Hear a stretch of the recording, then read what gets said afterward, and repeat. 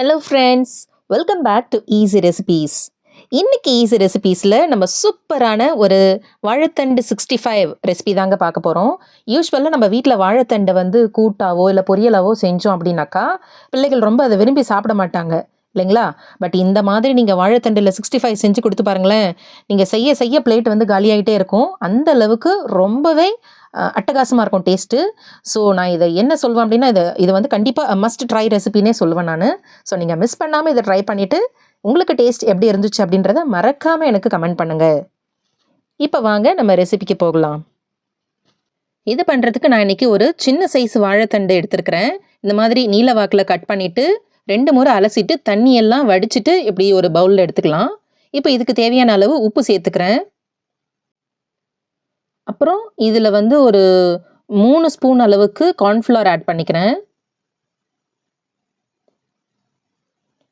இந்த கார்ன்ஃப்ளவர் போட்டால் தான் நல்ல ஒரு கிறிஸ்பினஸ் கிடைக்கும் நம்மளுடைய 65க்கு. தென் இது கூட ஒரு 4-5 ஸ்பூன் போல் மைதா மாவு சேர்த்துக்கிறேன். இந்த மைதா மாவு வந்து ஒரு பைண்டிங் ஏஜெண்ட்டாக வந்து ஆக்ட் பண்ணும். அதாவது நம்ம இதில் ஆட் பண்ணக்கூடிய மசாலா பொருட்கள் எல்லாம் அந்த வாழைத்தண்டில் நல்லா கோட் ஆகணும். அதே சமயம் நம்ம எண்ணெயில் போடும்போது அது எண்ணெயில் பிரிஞ்சு போகாமல் இருக்கிறதுக்காக தான் இந்த மைதா மாவு வந்து நம்ம ஆட் பண்ணுறோம். தென் இது கூட 1 ஸ்பூன் அளவுக்கு கரம் மசாலா சேர்த்துருக்கேன். அப்புறம் ஒரு 1.5 ஸ்பூன் அளவுக்கு தனி மிளகாய்த்தூள் சேர்த்துக்கலாம்.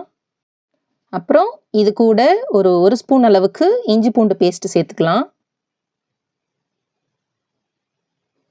இந்த மசாலாலாம் போட்டதுக்கப்புறம் இது நல்லா மிக்ஸ் பண்ணி கொடுத்துக்கலாம்.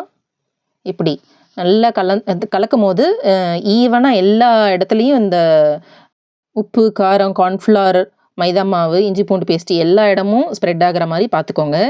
இது நீங்கள் கலக்கும் போது தண்ணி எதுவும் ஆட் பண்ண வேண்டியதில்லை. தண்ணியோ தயிரோ லெமன் ஜூஸோ எதுவுமே தேவை கிடையாது. ஏன்னா வாழைத்தண்டுலேயே நமக்கு வந்துட்டு தண்ணி வரும். நம்ம என்ன தான் அதை அலசினதுக்கப்புறம் நல்லா ட்ரைன் பண்ணி வச்சாலுமே அதுலேருந்து கொஞ்சம் தண்ணி வரதான் செய்யும் நமக்கு. ஸோ நமக்கு தண்ணி எக்ஸஸாக எதுவுமே இதில் வந்து ஆட் பண்ண வேண்டியதில்லை. பாருங்கள், இந்த மாதிரி நம்ம கிளற இந்த மாதிரி அதிலிருந்தே தண்ணி வந்திருக்கு பாருங்கள். இந்த கன்சிஸ்டன்சிக்கு இருக்கணும். உங்களுக்கு மேலே வந்து மசாலா கோட் ஆகாத மாதிரி தெரிஞ்சதுன்னா கார்ன்ஃப்ளவர் மாவை இன்னும் கொஞ்சம் கூட ஆட் பண்ணிக்கோங்க.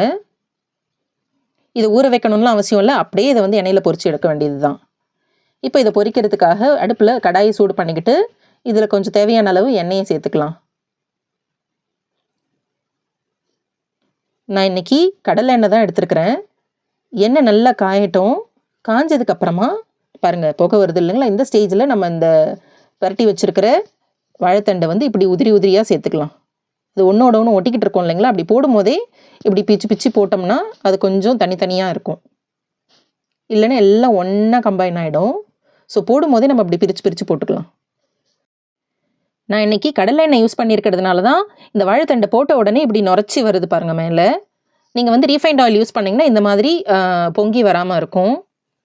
பட் அது கொஞ்சம் நேரம் தான் வரும். நம்ம ஒரு கரண்டி வச்சு இப்படி கலக்கும் போது அப்புறம் சரியாயிடும். பாருங்கள், ஒரு 2 நிமிஷம் பொறுத்து இப்படி ஒரு ஜல்லிக்கரண்டி வச்சு திருப்பி விட்டுக்கலாம்.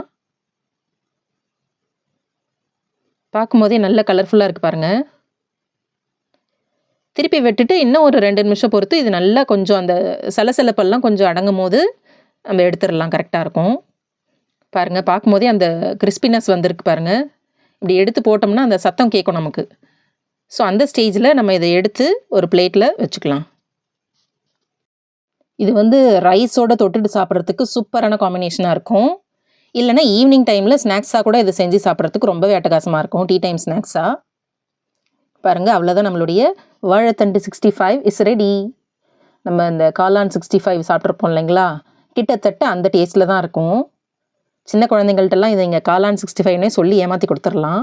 ஏன்னா நம்ம சொன்னால் தான் தெரியும் அது வாழைத்தண்டுன்னு. நான் இப்போ செகண்ட் பேட்ச் போட்டிருக்கேன். ஸோ நீங்களும் இந்த அட்டகாசமான ரெசிபியை உங்கள் வீட்டில் மறக்காமல் ட்ரை பண்ணுங்கள். ட்ரை பண்ணிவிட்டு உங்களுக்கு பிடிச்சிருந்ததுன்னா மறக்காமல் லைக் பண்ணிவிடுங்க. உங்கள் ஃப்ரெண்ட்ஸ் அண்ட் ஃபேமிலியோட நம்ம வீடியோவையும் ஷேர் பண்ணுங்கள். இப்போ வாங்க இந்த வாழைத்தண்டு 65 எப்படி இருக்குது அப்படின்ட்டு நம்ம டேஸ்ட் பண்ணி பார்க்கலாம். பார்க்கும்போதே ரொம்ப சூப்பராக இருக்குது. சாப்பிட்றதுக்கும் ரொம்பவே கிறிஸ்பியாக மொறுன்னு நல்லா வந்திருக்கு. நம்ம ஃபிஷ் ஃபிங்கர், காளான் 65 மாதிரி எக்ஸாக்டாக அந்த டேஸ்ட்லேயே இருக்குது. ஸோ நீங்களும் இதை கண்டிப்பாக ட்ரை பண்ணுவீங்கன்னு நினைக்கிறேன். இதே மாதிரி இன்னொரு ஈஸியான ஃபேண்டாஸ்டிக்கான ரெசிபியோட உங்களை வந்து மீட் பண்ணுறேன். Until then, this is Dakshayani signing off. Thank you.